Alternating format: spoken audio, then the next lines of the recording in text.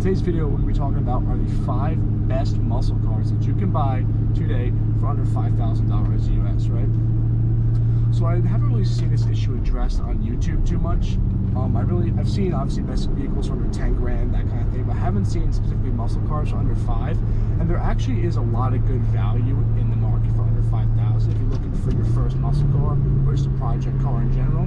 So today we're going to be discussing what I think are the 5 best choices for your first $5,000 or less muscle car. Now, at number 5, we're going to be talking about the G-Body GM cars. These are all the 80s Monte Carlo SS's, the Oldsmobile Cutlasses, and the Pontiac Grand Prix, and the Monte Aero Coupes.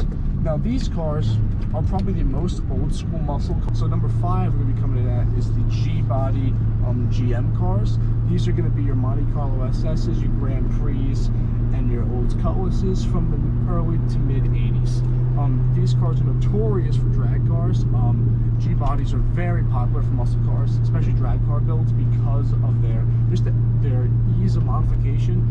They're great straight line monsters, and also there's so much room in the engine bay to put maybe a big block. An LS motor will fit in there like no problem. Tons of space in there, the ability to put tons of motors in there. They make LS swap kits, they make different transmission kits, etc., etc. On the outside, it looks like an old school muscle car. It's pretty badass. On the inside, it kind of looks like an 80s strip club. It's a lot of velour interior.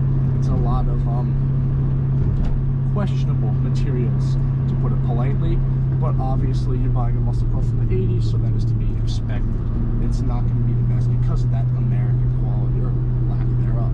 The only issue with the G-body cars is that most of these, 99%, did not come with a manual transmission.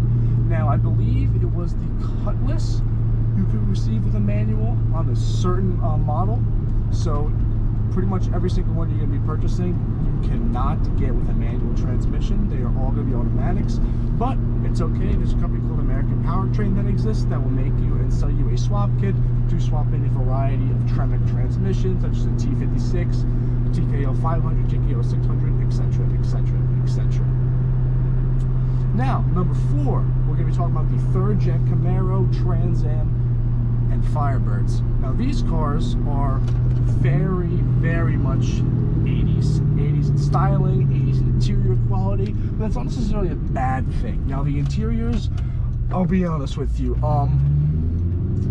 questionable interior design, a lot of rattles, but doesn't mean it's a bad car. These cars are very light, and actually from the factory, you can get with a 5-liter or 5.7-liter V8 motor with a 5-speed manual or an automatic transmission, and they can actually roast the tires pretty good. They're pretty fun cars. You get, I think the 5.7 was up to 225 horse, I believe.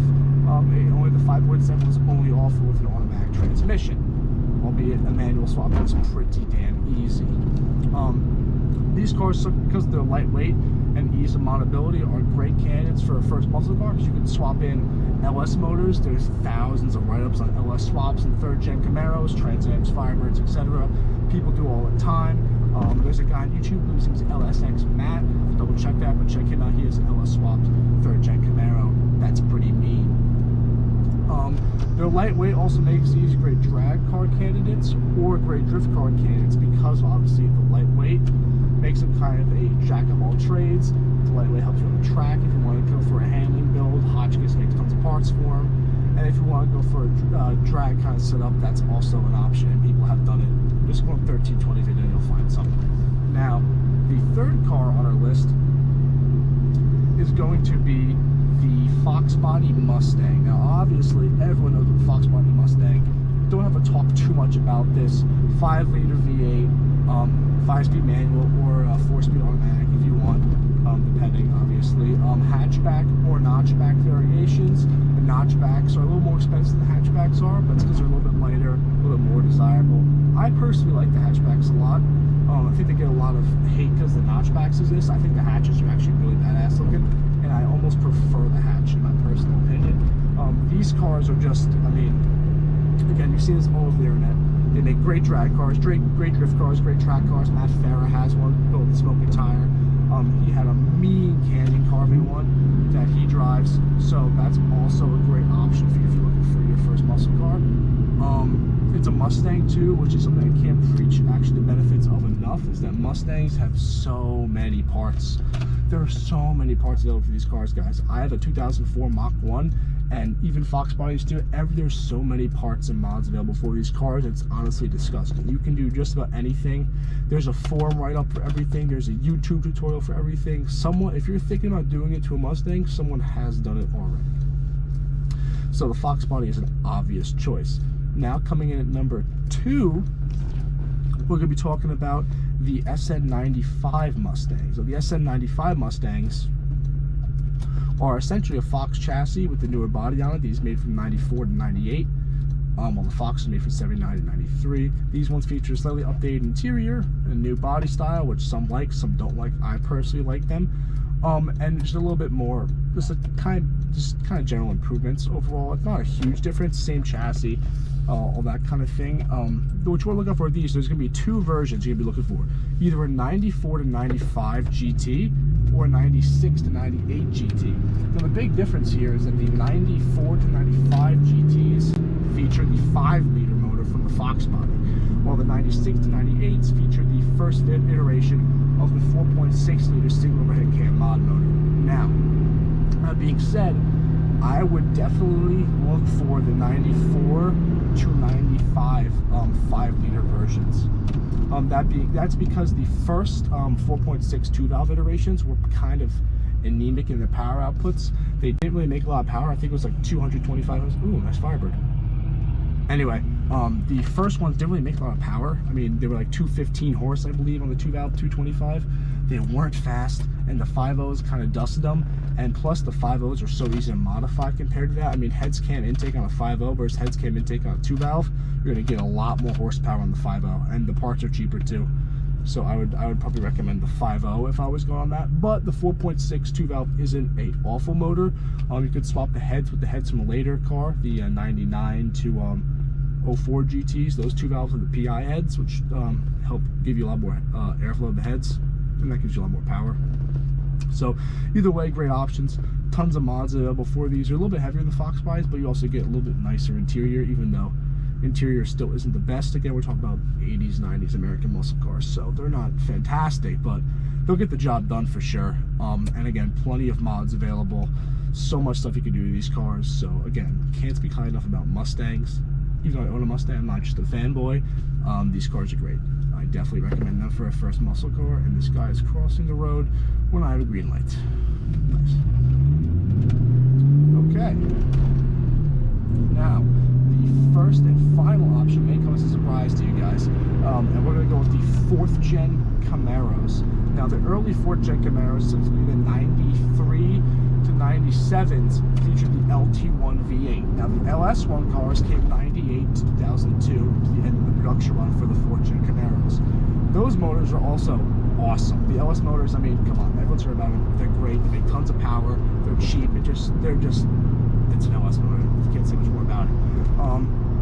Unfortunately, it's very difficult to find an LS car for the $5,000 mark. Find about 7, 5's a little tough.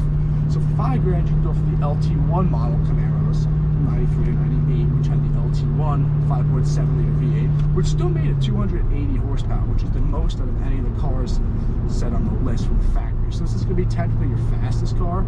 4th gen Camaros are good cars. They're awesome, actually. It's kind of a pain to work on the engines. The engine bay is a bit cramped because of the way it's designed. The windshield kind of comes over the back 2 cylinders of the motor. So changing your spark plugs could be a bit of a pain, but again, it's a small price to pay for the performance you're getting. These 93 cars, they're quick, 280 horse, definitely get up and go. You give it a manual transmission, and T-tops, just like the 3rd gens and the early Fox Bodies, T-tops are just awesome.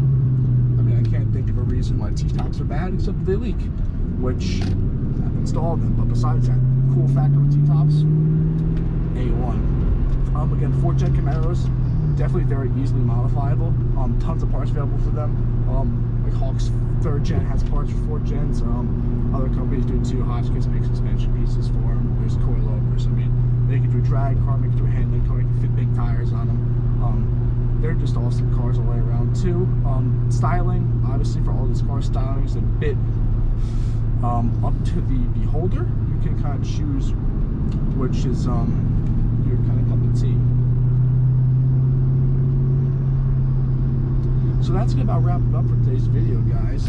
Those are what I consider to be the top 5 best muscle cars that you can buy for under $5,000. Now, granted, the order of the video isn't exactly a order of which one you should buy versus other ones. They're all great ones. They all have their perks, and they all have their kind of their cons to them. I would honestly recommend that with any of these cars, you're at $5,000 in these things. Whichever one you really like, go ahead and purchase compared to the other ones. There's going to be enough parts and stuff out there. You can do whatever you want to them. There's really not going to be a big difference at the end of the day when you're between buying them all. They're all great candidates for a project. You can all make great power, have an awesome looking car for not that much money.